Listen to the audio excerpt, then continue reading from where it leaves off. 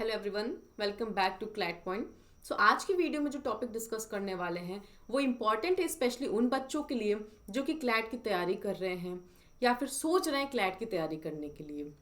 आपको CLAT PG के exam का प्रिपरेशन है वो कैसे करना है, क्या स्ट्रेटजी आपको फॉलो करनी है, क्या चीज़ आपको पढ़ना है, कौन सा सब्जेक्ट आपको छोड़ना है, उस पर्टिकुलर सब्जेक्ट में से भी कौन सा टॉपिक आपको पढ़ना है, कौन सा टॉपिक आपको छोड़ना है, पीवाई जो प्रीवियस ईयर क्वेश्चन पेपर्स हैं उनका क्या रोल है, केस लॉज आपको कौन कौन से पढ़ने हैं।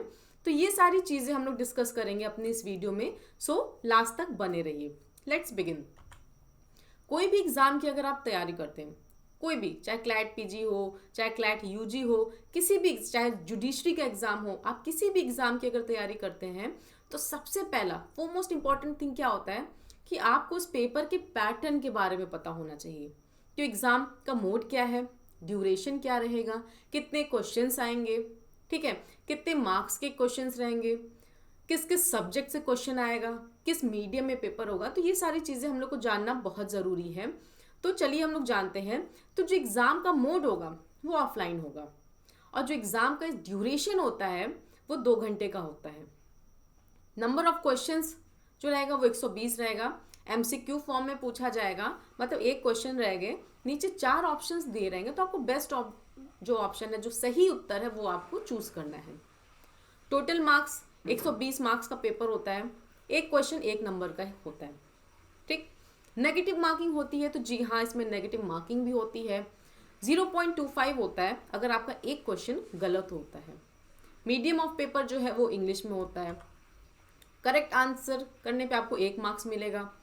इनकरेक्ट आंसर पे आपका 0.25 मार्क्स कट जाएगा, मतलब अगर आप 4 क्वेश्चन गलत करते हैं तो आपका 1 नंबर चला जाएगा। अगर कोई क्वेश्चन जिसको आपने अनअटेम्प्ट किया, फिर कोई आंसर नहीं दिया, तो उस पर ना आपका कोई मार्क्स कटेगा ना कोई मार्क्स मिलेगा, मतलब वो नल एंड वॉइड रहेगा, ठीक।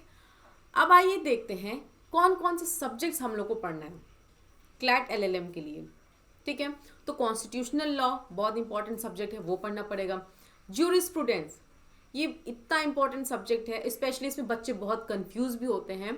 सो मेरा यही कहना है कि आप जब से क्लैट पीजी की तैयारी कर रहे हो, फर्स्ट डे से आपको ज्यूरिस्प्रूडेंस पढ़ना है और लास्ट डे तक पढ़ना है, ठीक है, क्योंकि इसमें बहुत सारे ज्यूरिस्ट की थ्योरीज हैं, बहुत सारे स्कूल्स हैं, ठीक है। तो बच्चे इसमें कंफ्यूज बहुत होते हैं, तो इसको आप लोग फर्स्ट डे से लेके लास्ट डे तक आपको इसको अपने पास रखना है और उसके रेगुलर रिवीजन करना है और डेली पढ़ना है इसको, ठीक है। कॉन्स्टिट्यूशनल लॉ हो गया, जूरिस्प्रूडेंस हो गया, लेबर एंड इंडस्ट्रियल लॉ से क्वेश्चंस आते हैं, लॉ ऑफ कॉन्ट्रैक्ट से बहुत पूछा जाता है, टॉर्ट से पूछा जाता है, एडमिनिस्ट्रेटिव लॉ से पूछा जाता है, एनवायरमेंट लॉ से क्वेश्चंस आते हैं, फैमिली लॉ से आता है, कंपनी लॉ से क्वेश्चंस आते हैं, क्रिमिनल लॉ से क्वेश्चंस आते हैं, प्रॉपर्टी लॉ से क्वेश्चंस पूछे जाते हैं, पब्लिक इंटरनेशनल लॉ से पूछा जाता है, टैक्स लॉ से पूछा जाता है और इंटेलेक्चुअल प्रॉपर्टी राइट से भी क्वेश्चंस पुटअप होते हैं। तो ये था कुछ कुछ इंपॉर्टेंट सब्जेक्ट जहां से क्वेश्चन आता ही आता है। अब चलिए, मान लीजिए आपको सब्जेक्ट्स तो पता हो गया कि कौन कौन से सब्जेक्ट से क्वेश्चन आएंगे। अब उन सब्जेक्ट में आपको कैसे पढ़ना है, ठीक है। आप मान लीजिए कॉन्स्टिट्यूशनल लॉ है या फिर जो क्रिमिनल लॉ है, फॉर एग्जाम्पल बीएनएस हो गया, बीएनएसएस हो गया, भारतीय साक्ष्य अधिनियम है, तो इसको आपको पढ़ना कैसे है। तो किसी भी सब्जेक्ट को आपको पढ़ने से पहले बेयर एक्ट आपको अच्छे से पढ़ना है। फर्स्ट ऑफ ऑल आप ये जान लीजिए, बेयर एक्ट का जो इंडेक्स पोर्शन होता है वो आपको अच्छे से पढ़ना है, ठीक है। एक बार रीडिंग के बाद आपको ये छांट लेना है कि कौन सा पोर्शन इंपॉर्टेंट है, कौन सा पोर्शन लीस्ट इंपॉर्टेंट है, मतलब जिसके आने के चांसेस बहुत कम है, क्योंकि पूरी किताब आप पढ़ नहीं सकते, पूरी किताब आप याद कर नहीं सकते, सिर्फ इंपॉर्टेंट प्रोविजंस है वही आपको याद करना है और वही से क्वेश्चंस भी पूछे जाते हैं। अब आपको दिमाग में क्वेश्चन आएगा कि ये कैसे मैम, ये कैसे पता करें कि इसमें से इंपॉर्टेंट पोर्शन कौन सा है। तो इसमें आपकी जो मदद मिलेगी वो रहेगी प्रीवियस ईयर क्वेश्चन पेपर से, ठीक है। प्रीवियस ईयर क्वेश्चन पेपर से आपको जो पेपर का पैटर्न है वो पता चलता है, किस सब्जेक्ट से कितने क्वेश्चंस आते हैं, किस सब्जेक्ट से ज़्यादा क्वेश्चन आते हैं, किस सब्जेक्ट से कम क्वेश्चन आते हैं, ये सारी चीज़ें पता चलती है, ठीक है। किस सब्जेक्ट में कौन से पोर्शन से ज़्यादा क्वेश्चन आता है, ये सारी चीज़ें पता चलती है किससे, प्रीवियस ईयर क्वेश्चन पेपर से, ठीक है। तो पहले आपको सब्जेक्ट उठाना है, इंडेक्स पोर्शन पढ़ना है, उसमें से आपको जो मोस्ट इंपॉर्टेंट प्रोविजंस है, सेक्शंस है, उसको छांटना है और लीस्ट इंपॉर्टेंट छांटना है। मोस्ट इंपॉर्टेंट को आपको याद करना है और रेगुलरली रिवाइज करना है। ठीक है, ऐसा नहीं हम आज पढ़ लिए फिर उसको छोड़ दी, नहीं, आपको इंपॉर्टेंट सेक्शंस प्लस उसके कॉन्सेप्ट्स, वो सेक्शन कह क्या रहा है, ये सारी चीज़ें आपको पढ़नी है। जो इंपॉर्टेंट प्रोविजन है, पूरी किताब नहीं पढ़नी, मैं बार बार आपको कह रही हूँ, इतने सारे सब्जेक्ट्स क्लैट पीजी पूछा जाएगा, तो अगर कोई बच्चा पूरी किताब पढ़ने बैठ जाए तो फिर मुश्किल है उसके लिए। इसीलिए आपको एक सिस्टमैटिक तरीके से आपको पढ़ना है। ठीक, previous year question paper solve करना है। अब उस सब्जेक्ट का जो important case laws plus landmark judgement है उसको आपको अलग छाट के लिख लेना है, नोट्स बना लेना है। ठीक है, अब इंपॉर्टेंट जो केस लॉज है, लैंडमार्क जजमेंट्स हैं, उसको आपको नोट्स बना के उसका भी रिवीजन आपको रेगुलर बेसिस पे करना है, क्योंकि जजमेंट एक ऐसा चीज़ है जो दिमाग से बहुत जल्दी बच्चे भूल जाते हैं। ठीक है, तो एक सब्जेक्ट उठाना है, प्रीवियस ईयर क्वेश्चन पेपर उठाना है, उसमें इंपॉर्टेंट प्रोविजन छांटना है, इंपॉर्टेंट केस लॉस और लैंडमार्क जजमेंट छांटना है आपको। ठीक है, फिर आपको रेगुलर रिवीजन करना है। अगर लॉ एक ऐसा सब्जेक्ट है, अगर आपने रिवाइज नहीं किया तो भूलना तय है। एमसीक्यू प्रैक्टिस आपको रेगुलर बेसिस पे करना है, क्योंकि ये जो एलएलएम का पेपर होता है वो एमसीक्यू फॉर्म में रहता है, तो इसीलिए आपको एमसीक्यू प्रैक्टिस हमेशा करना है। जितने भी लेटेस्ट अमेंडमेंट्स आए हैं, ठीक है, जितने भी लेटेस्ट अमेंडमेंट्स आए हैं उनको भी आपको रेगुलर ध्यान से देखना है। आपको अपना एक प्रॉपर नोट्स बनाना है, एक सिस्टमेटिक तरीके से नोट्स बनाना है और उसका रेगुलर रिवीजन करना है। अब आइए केसेस में देखते हैं कि केस लॉस कौन कौन से पढ़ने हैं, क्योंकि बहुत लोग कंफ्यूज कर देते कि अरे 5 साल का केस लॉस आता है, 4 साल का केस लॉस आता है, तो नहीं, डरने की बात नहीं है। सबसे पहले तो आप लैंडमार्क जो जजमेंट्स है उसको छाट लीजिए फ्रॉम 2017 टू 2025 अभी तक जितना आया है। ठीक है ना, एक लेटेस्ट लैंडमार्क जजमेंट आया, दैट इज इमरान प्रतापगढ़ी। ऐसे करके बहुत सारे सुप्रीम कोर्ट जजमेंट देता रहता है, फंडामेंटल राइट पे, right to speech, right to expression पे, ठीक है, एफआईआर पे। तो आपको जितने भी लैंडमार्क जजमेंट है उसको छाट लेना है, वो पढ़ना है। फिर रीसेंट केस लॉस देखना है, 2023 से लेके 2025 तक रीसेंट केस लॉस पढ़ना है। फिर डिटेल सब्जेक्ट वाइज आपको जो केस लॉस है वो स्टडी करना है, मतलब लैंडमार्क केस लॉस, फिर रीसेंट केस लॉस, फिर सब्जेक्ट वाइज जो डिटेल केस लॉस है, जैसे बीएनएस में कौन कौन से इंपॉर्टेंट केस लॉस हैं, बीएनएसएस में कौन कौन से हैं, भारतीय साक्ष्य अधिनियम में, कॉन्ट्रैक्ट में, कॉन्स्टिट्यूशन में जितने भी डिटेल्ड केस लॉज हैं, जैसे मेनका गांधी का केस है, केशवानंद भारती का केस है, आर्टिकल 21 पे बहुत सारे इंपॉर्टेंट केस लॉज हैं, वो सारी चीज़ें आप लोग को पढ़नी है।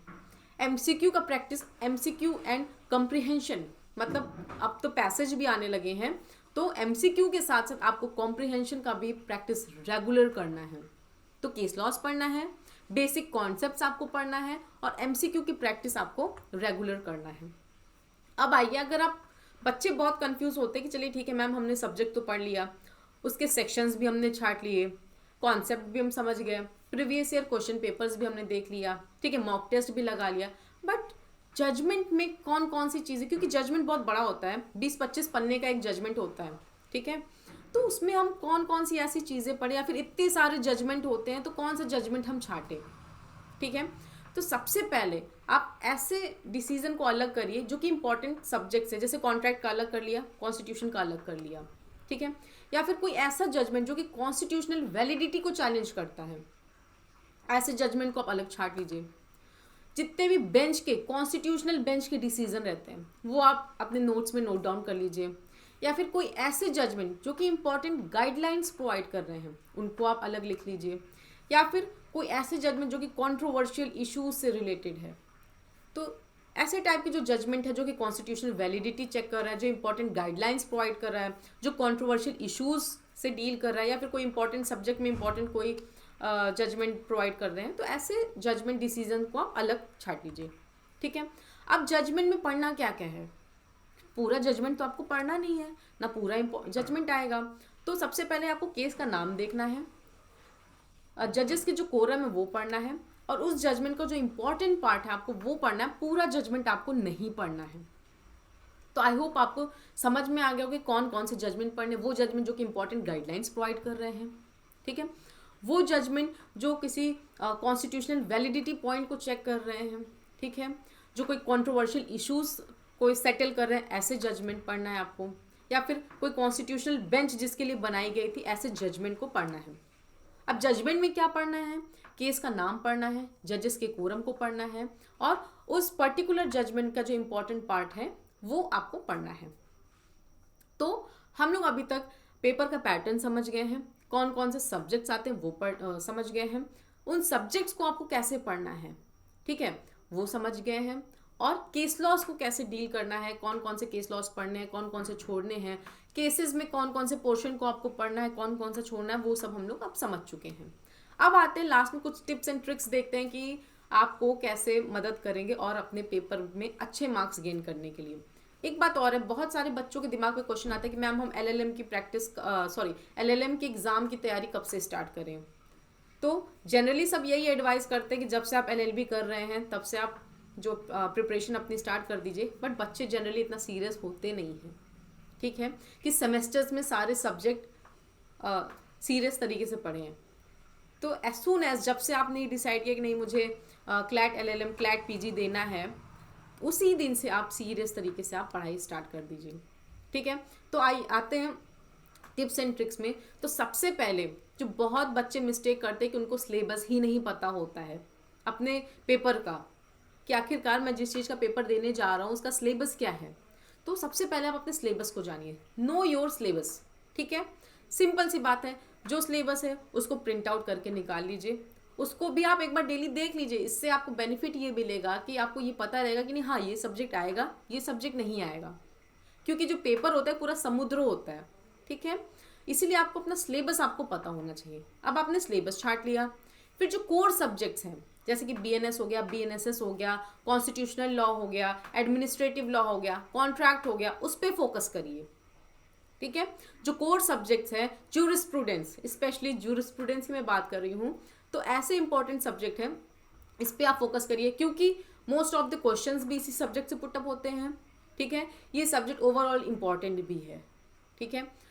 यूज रिकमेंडेड मटेरियल, मतलब आपको पूरा नहीं पढ़ना है, सब पूरी किताबें नहीं पढ़नी है, एक फिक्स जो हमारे जैसे क्लैट पॉइंट जो प्रोवाइड करता है वो मोर देन एनफ है, उसको आप पढ़ेंगे, उस पर आपको अच्छी खासी नॉलेज मिलेगी। वो प्रीवियस ईयर क्वेश्चन पेपर पे वो बेस्ड है, ठीक है, उसको प्रॉपर एनालाइज करके बनाया गया है। तो जो रिकमेंडेड मटेरियल है आप उसी को प्रेफर करिए, सब कुछ नहीं पढ़ना, पूरी किताब नहीं खत्म करनी है, आप अपना छांट लीजिए कि हमको यहीं से पढ़ना है, यहीं से रिवाइज करना है, आप उसी को प्रेफर करिए। एमसीक्यूज को आप डेली प्रैक्टिस करिए, ठीक है ना। ये नहीं कि नहीं हमने एक बार एमसीक्यू कर लिया that is more than enough, नहीं, आपको एमसीक्यू रेगुलर बेसिस पे प्रैक्टिस करना है। लीगल अफेयर से और लीगल जो नॉलेज है उससे आपको हमेशा अपडेट रहना है। रेगुलर मॉक टेस्ट आपको प्रैक्टिस करना है। कंसिस्टेंट रिवीजन, मतलब आपको रिवीजन रेगुलर बेसिस पे करना है, ठीक ना। ये कि नहीं हमने आज एक सब्जेक्ट पढ़ लिया फिर उसको हम महीने भर के लिए छोड़ दिए, नहीं, अगर आप उसको छोड़ देंगे फिर आप उसको भूल जाएंगे, ठीक। तो रिवीजन आपको रेगुलर बेसिस पे करना है। एक स्ट्रिक्ट शेड्यूल बनाइए, उसी को फॉलो करिए, ठीक है। कॉम्प्रिहेंशन क्वेश्चंस जो है उनका भी आपको प्रैक्टिस करना है, क्योंकि पैराग्राफ बेस्ड क्वेश्चंस भी आते हैं इसमें, ठीक है।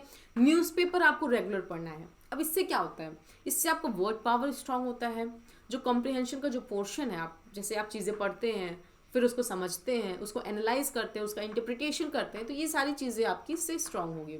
तो इसीलिए न्यूज़पेपर आपको रेगुलर पढ़ना है। और मोस्ट इंपॉर्टेंट थिंग, जो ज्यूरिस्प्रूडेंस एक ऐसा सब्जेक्ट है जो कि आपको एक दिन में नहीं समझ में आएगा, एक हफ्ते में नहीं समझ में आएगा, एक महीने में भी नहीं समझ में आएगा।